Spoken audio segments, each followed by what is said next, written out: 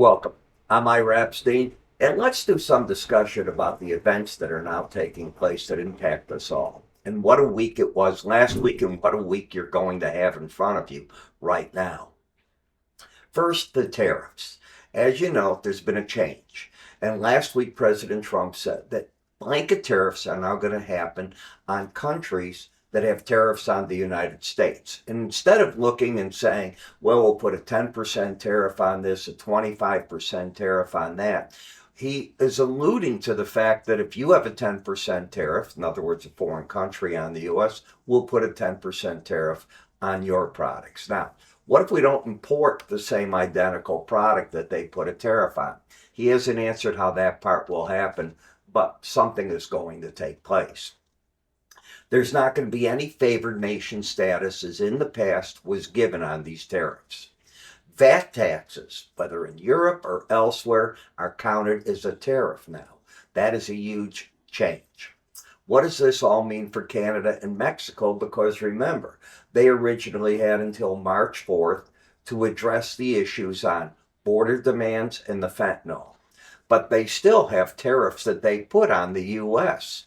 in other ways. Lumber, I can go on and on how they protect themselves.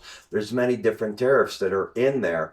Those probably still get addressed. So there could be a double whammy for those two areas. What about the timing of these tariffs? Well, they can't happen before April 1st because what we did here is that Secretary Lutnick, I'll give the word Secretary of Commerce Lutnick, I'll take that liberty, won't have the information to deliver until that date. But he said once it is delivered, and remember, that date can change, but once it is delivered within 24 hours, they are creating it in a way that they'll be ready to place these tariffs, which leaves a heck of a lot of time. And that's what this is about.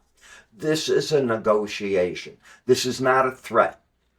It's a negotiation with a big stick behind it. You either remove your tariffs and open the market to U.S. markets, or the U.S. puts the tariff on your products as well. If you don't have the same product, it appears the U.S. is going to find a way to put a tariff on something you send to us. Now, the other part, we have Secretary of State Rubio. He is now in Saudi Arabia, and tomorrow he meets with his counterpart to talk about the Ukraine-Russian war. Ukraine will not be at the initial meeting. NATO members are not invited to the initial meetings. The fear in Europe is that the U.S. will negotiate a deal detrimental to the EU and Ukraine, that you either take it or you walk away, because without the U.S. throwing money at the deal, it can't work. No deal can work. And how will NATO defend itself? NATO doesn't put enough money away for its own defense. In order to do so, they probably have to come up with $2.5 trillion as a unified area in order to get proper defenses. It also means that they've got to come together as one, which they often don't do. It means, why should munitions be built by France in one way, a NATO member, Britain in another way, another NATO member in France? I can go on and on.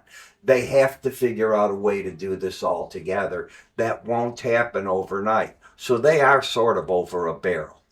The end result, as I said, it's going to drive, and this is what, before he became president again, Trump said, they have to pay their fair share, and they don't. And that means they're going to come up with 3%, whether they like it or not. Peacekeepers, if the deal can be reached and Ukraine signs off on it, are likely to come not from the United States. This is Europe. Why should the U.S. be there, is what Trump is saying. They're going to come from European NATO members. But in order to make the deal, what are you going to end up with? They have to have a seat at the end of the day at the table.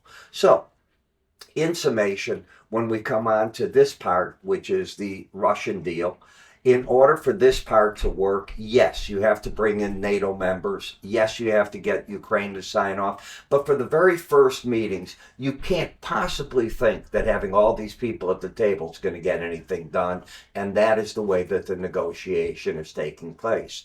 From Russia's point of view, as I see it, If it says no in any manner to this deal, further sanctions are going to hit. They can enjoy their oil. They can enjoy the other problems they have. They'll continue to fight, and probably the U.S. steps up many armaments in order to help Ukraine. That is implied, not being said. Russia is already entering this with Lavrov, their counterpart to Rubio, saying no to land concessions. Well, Crimea is not going to be given back, but what has just been captured, I don't know. I don't know how that will sit with everybody one way or the other. And if a deal is reached, let's talk the positive, the fighting stops. Oil from Russia is going to come to the market. They need the money to replenish their coffers. There are problems. And what will that do? In my opinion, it drops oil down probably $4 to $5 because they're just going to have to say, we have to let this oil go that we're producing. And OPEC, which is already balking at putting more production on, probably has to make a compensation for this in some manner. It's my guess. I don't know. But I can't imagine that peace ends up friendly. So in a nutshell, how does this affect gold? Well, as I see it, it would be friendly, all right, because you removed something else. It's a headwind in the market, and inflation becomes the story again. How does it affect oil? I think it's bearish on the oil. What does it do for Europe? It creates more debt. They have to find a way to defend themselves without the U.S. The final part is the U.S. has set a shot across the bow. It's not going to be there to defend everybody when we're the big payer of it. You've got to pay your share.